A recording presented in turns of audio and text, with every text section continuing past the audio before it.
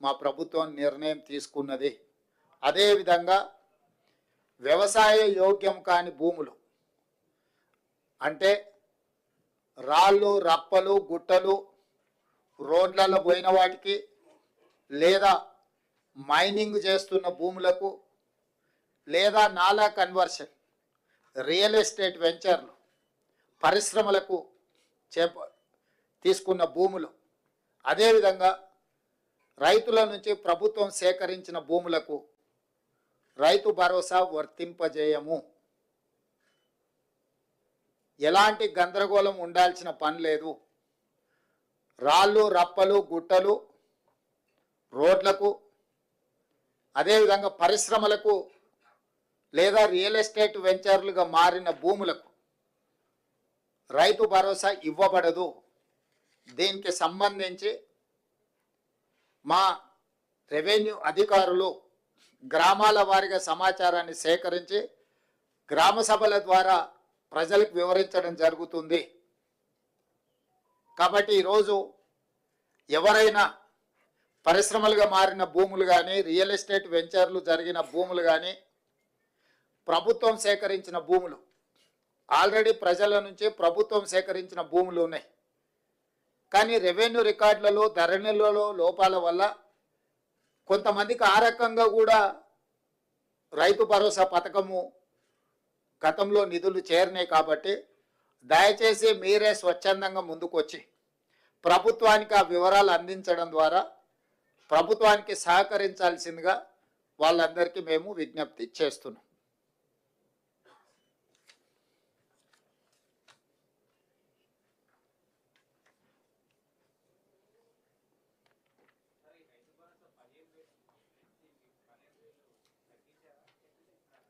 పెంచినాం, 10,000 నుంచి 12,000కు పెంచినాం.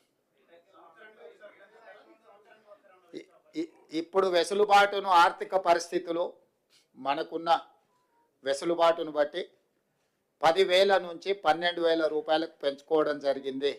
అదేవిధంగా భూమి లేని వ్యవసాయ కుటుంబాలకు కూడా 12,000 రూపాయలు ఇవ్వాలని నిర్ణయించుకోవడం జరిగింది. ప్రభుత్వానికి ఉన్న ఆదాయ వనరులను ప్రభుత్వం ఆదాయం పెంచడం పేదలకు పంచడం మా ప్రభుత్వం యొక్క విధానం. ఎంత వెసులుబాటు ఉంటే అంత వెసులుబాటుతోటి రైతులకు మేలు చెయ్యాలన్నదే మా ఆలోచన. దాంట్లో భాగంగానే గత ప్రభుత్వం 10,000 రూపాయలు మాత్రమే ఇస్తే మా ప్రభుత్వం 12,000 రూపాయలను ఇవ్వడం జరిగింది.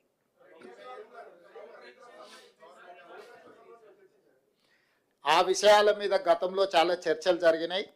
ఇప్పుడు ఎందుకు అని అంటే జనవరి 26 నుంచి అమలు చేయాలి. కాబట్టి ఇప్పుడు ఉన్న సమాచారం మేరకు అధికారుల దగ్గర ప్రభుత్వం దగ్గర ఉన్న సమాచారం మేరకు రైతు భరోసా పథకము రైతు ఇందిరమ్మ ఆత్మీయ భరోసా పథకాన్ని అమలు చేయాలని ఈ మంత్రివర్గం నిర్ణయం తీసుకున్నది.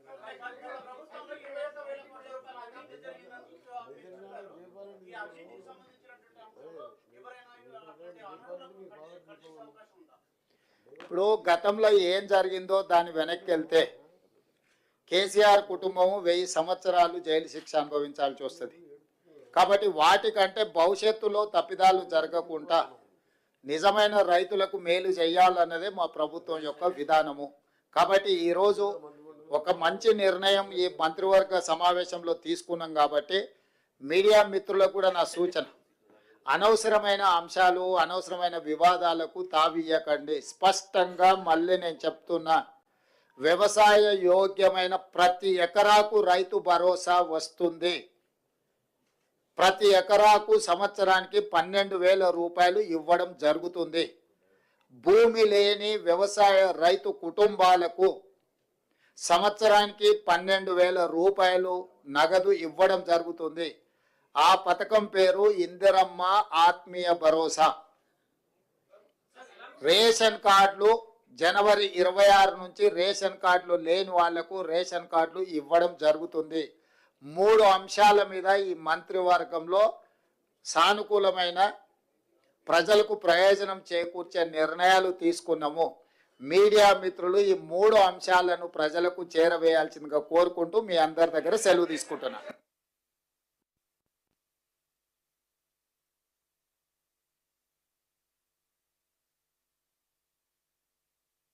రాష్ట్రంలో మంచి జరగాలని, ఈ ప్రభుత్వం వాళ్ళను అన్ని రకాలుగా ఆదుకోవాలని, వ్యవసాయం దండగ కాదు వ్యవసాయం పండుగ చెయ్యాలని మా ప్రభుత్వం పట్టుదలతో చేపట్టిన కార్యక్రమాలలో భాగంగా రైతు భరోసాకు సంబంధించి శాయశక్తుల ప్రతిపక్షాల నుంచి మొదలు పెడితే పత్రికల ప్రసార సాధనాల వరకు ఊహాగానాలు చేయడం,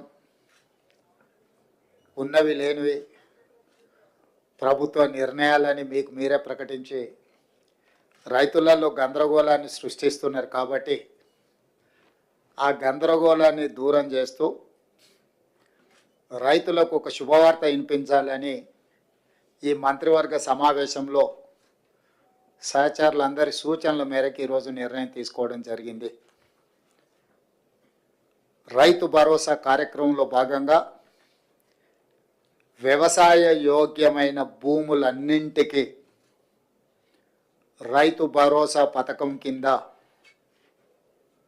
నిధులను ఇవ్వడం జరుగుతుంది. గత ప్రభుత్వం రైతు బంధు పథకంలో భాగంగా సంవత్సరానికి 10,000 ఇస్తే మా ప్రభుత్వం ప్రజాపాలనలో రైతులందరికీ సంవత్సరానికి 12,000 రూపాయలు ఇవ్వాలని నిర్ణయం తీసుకున్నది. అదేవిధంగా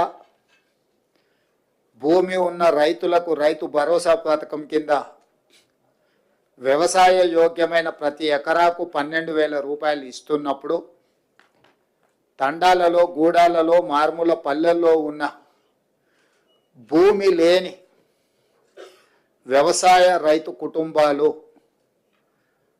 భూమి లేకపోవడం ఒక శాపము, ప్రభుత్వం మమ్మల్ని ఆదుకోకపోవడము ఇంకొక శాపము అన్నట్టుగా పాదయాత్రల సందర్భంగా అటు భట్టి విక్రమార్క గారికి కానీ నాకు కానీ ఈ మధ్యకాలంలో మా మంత్రివర్గ సహచరులు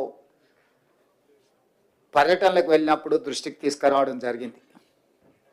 అందుకే మా ప్రభుత్వం భూమి లేని వ్యవసాయ కుటుంబాలకు ప్రతి సంవత్సరానికి 12,000 రూపాయలు వాళ్ళకు కూడా ఇవ్వాలి, వాళ్ళు కూడా మన సమాజంలో మనలో భాగమే అని గుర్తించి ఈ పథకాన్ని అమలు చేయాలని నిర్ణయం తీసుకున్నది.